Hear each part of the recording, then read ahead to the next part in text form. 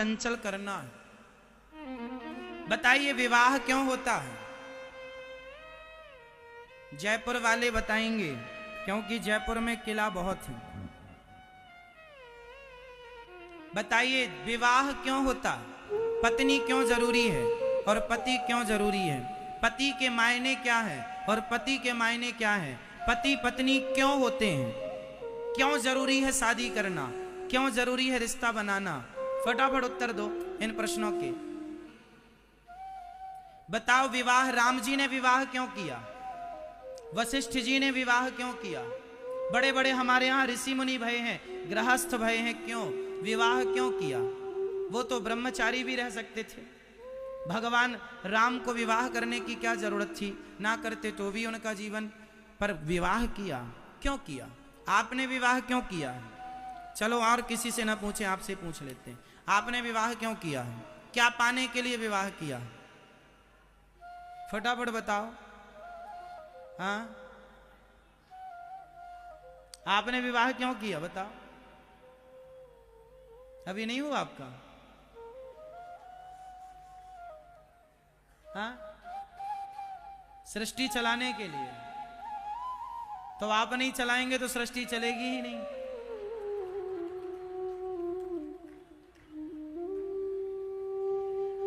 बताइए विवाह क्यों करते हैं लोग? देखो आप सारे लगभग विवाहित हैं, आप सब, हम सब गृहस्थी ही हैं, सब गृहस्थी हैं, लेकिन बहुत कम लोग इस बात को जानते हैं कि विवाह क्यों करते हैं। कई लोग कहते हैं खाओ पियो मौज करो, मौज करने के लिए विवाह किया। मौज करने के लिए विवाह नहीं, मौज तो बंदर भी कर रहे हैं बिना विवाह के, मौज तो कुत्ते भी कर रहे हैं बिना विवाह के, फिर आपने विवाह क्यों किया? विवाह का अर्थ मौज से नहीं है, भोगों से नहीं है।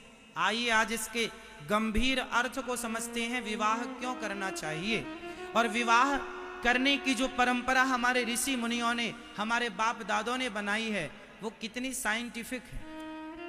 हर चीज, हिंदू धर्म का यही तो विशेषता है कि हर चीज साइंटिफिक है। अब आप ना पढ़ें, ना अध्ययन करें, ना उस गहराई गंभीरता तक पहुंचें तो अलग सब्जेक्ट है कि आप पहुंचे ही नहीं। पर कारण क्या है, आओ समझते हैं। देखो, शादी होती है तो विवाह आपका जब हुआ, पत्नी आई तो आप पत्नी के संग रहे। पत्नी के संग रह करके क्या है ना, आप हैं पुरुष और वो है स्त्री। स्त्री और पुरुष के मिलन को ही विवाह कहते हैं। ठीक है, स्त्री के लिए पुरुष नया है और पुरुष के लिए स्त्री नहीं होती है। पुरुष स्त्री के बारे में जानना चाहता है, क्योंकि आदमी उसी के बारे में जानना चाहता है जो उसके पास नहीं होता। तो पुरुष के पास स्त्री नहीं थी तो पत्नी के रूप में आ गई, स्त्री के पास पुरुष नहीं था तो पति के रूप में आ गया। अब आ गया, चलो दोनों एक हो गए। अब तुम दोनों पति पत्नी साथ में रहो, खाओ पियो और आप अपने संसार का सुख लो, सुख ले लो, जी भर के सुख ले लो। और लेकर अब देख लो, शादी इसलिए होती है कि संसार का सुख ले ले बेटा, और लेकर देख ले कि कितना सुख है ना। और धीरे धीरे अब इस चीज से, मन भोगों से, धीरे धीरे स्त्री और धीरे धीरे पुरुष, तुम दोनों हटाओ अब मन को संसार के भोगों से, और मन हटाओ और मन की जो चंचलता है उस चंचलता को कंट्रोल करो। मन को साधो, मन की साधना के लिए, मन को केंद्रित करने के लिए, मन को वश में करने के लिए एक पुरुष को नारी की जरूरत होती है और एक नारी को पुरुष की जरूरत होती है। यदि किसी का विवाह नहीं होता और वो पति पत्नी के बारे में जब सुनता और देखता है, वाह कितने अच्छे हैं ये लोग, साथ में उठते बैठते हैं, जाते आते हैं, काश हमारी भी होती, इसलिए शादी कर लेनी चाहिए। तो ये चाह ना रहे कि हमारी भी होती तो कर लो ना भैया, और देख लो कि कितना सुख है। यदि शादी नहीं करोगे तो आपका मन किसी और महिला में जाएगा, किसी और पुरुष में जाएगा। तो किसी और महिला में जाएगा, किसी और पुरुष में मन जाएगा, तो आप व्यभिचारी कहलाएंगे। हाँ या ना? यदि आपका मन किसी और स्त्री और किसी और पुरुष में गया तो आप व्यभिचारी कहलाएंगे, आप वैश्या कहलाएंगी।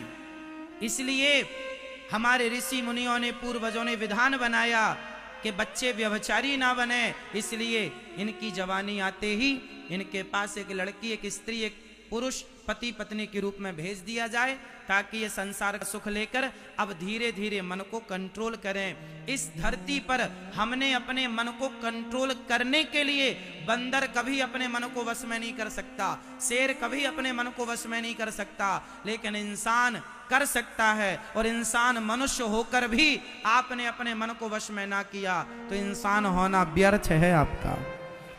पति पत्नी दोनों साथ में रहकर अपने मन को साधो।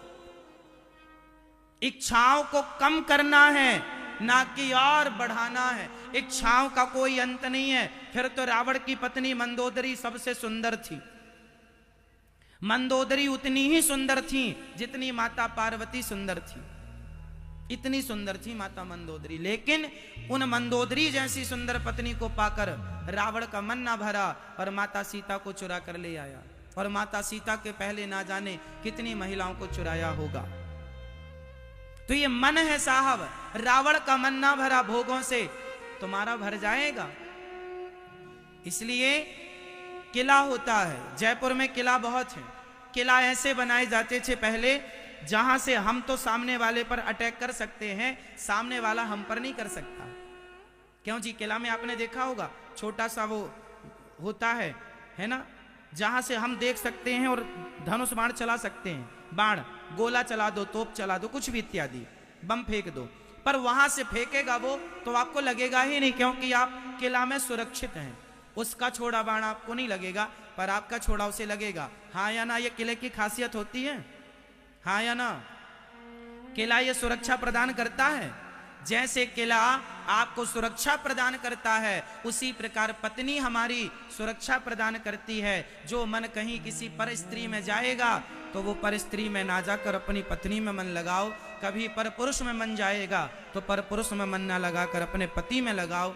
इसलिए पति में मन लगाओ और पत्नी में मन लगाओ, और सब जगह से मन हटाकर अंत में भगवान के चरणों में मन लगा दो। यही गृहस्थी। शादी के बाद भी आपका अपनी पत्नी के सिवा पड़ोसन में मन जा रहा है तो आप व्यभिचारी हैं। शादी के बाद आपका मन अपने पति के सिवा पर मर्द में, पर पुरुष में जा रहा है तो आप वैश्या हैं। हाँ या ना? तो मन को कंट्रोल करने के लिए विवाह होता है, ना कि मन को और अशांत करने के लिए। पर कंट्रोल दिखता ही नहीं किसी का। बुढ़ापे में आदमी शादी कर रहा है आजकल।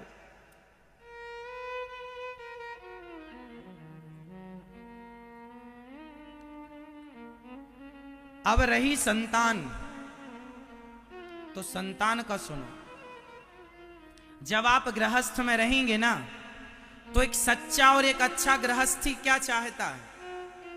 आप कैसी संतान चाहते हैं? देशभक्त, राष्ट्रभक्त, दानी, ऐसी संतान हो आपकी जो देश के काम आए, या भक्त बनकर भगवान के काम आए। अरे जननी जने तो भक्त जने, या दाता या सूर, या से तो बंध्या भली काहे गवावे नूर। गृहस्थ में रहकर तब गृहस्थी सफल होगी जब आपकी संतान या तो राष्ट्र प्रेमी हो या भगवान की प्रेमी हो। तब तो आपका माँ बनना और बाप बनना सफल। यदि आपकी संतान गलत रास्ते पर चली गई तो आपका माँ बाप बनना व्यर्थ हो गया। बेटा हो तो महाराणा प्रताप जैसा, बेटी हो तो झांसी की मीरा जैसी हो। तो कैसी बेटी चाहिए आपको? अरे अच्छी गृहस्थी रहेगी, मन तुम्हारा कंट्रोल में रहेगा तो तुम्हारी संतानें भी श्रेष्ठ होंगी। अब तो गीदड़ों से भर रहा है देश। अब कहां मिल रही हैं मीरा जैसी बेटियां, झांसी की रानी जैसी बेटियां? अब कहां गए वो महाराणा प्रताप, पृथ्वीराज, वीर शिवाजी? कहां गए वो महापुरुष? क्योंकि वो संयम नहीं है, वो आचार विचार नहीं है। गृहस्थी का अर्थ ही नहीं पता लोगों को। इसलिए गृहस्थी का अर्थ है मन को साधना, मन को कंट्रोल। मन की इच्छाएं कभी पूरी नहीं हो सकती, इसलिए मन हटाना है, इच्छाओं का अंत करना है। एक आदमी, एक सज्जन हमसे कह रहे थे, महाराज जी, एक सज्जन ने कहा कि जब मन होए तो खाने का तो खा लेना चाहिए, मन हो संसार के सुख का तो सुख ले लेना चाहिए, इसमें क्या बुराई है? आपके हिसाब से बताइए, आप जितना अधिक खाएंगे उतनी जल्दी आपकी इच्छाएं खत्म होंगी या इच्छाएं और बढ़ेंगी? जोर से बोलना है।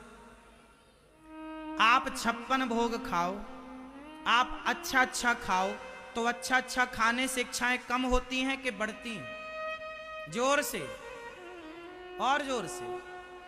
आप भोग भोगते चले जाओ तो भोगों को और भोगने से इच्छाएं कम होती हैं कि और बढ़ती हैं? तो समाधान यह नहीं है कि आप और बढ़ाएं खान पान को या भोगों को। समाधान यह है कि आप चीजों को कम, संयमी बने। देखना इंद्रियों के ना घोड़े बढ़ें, इनमें संयम के हरदम ये कोड़े पड़े। अपने रथ को सुमारग लगाते चलो, मन से गोविंद गोपाल गाते चलो। संयमी, संयम। आप में से कितने लोग ये संयम नाम का शब्द पहले सुन चुके हैं? लोग कहते हैं ना, संयमी बनो, संयम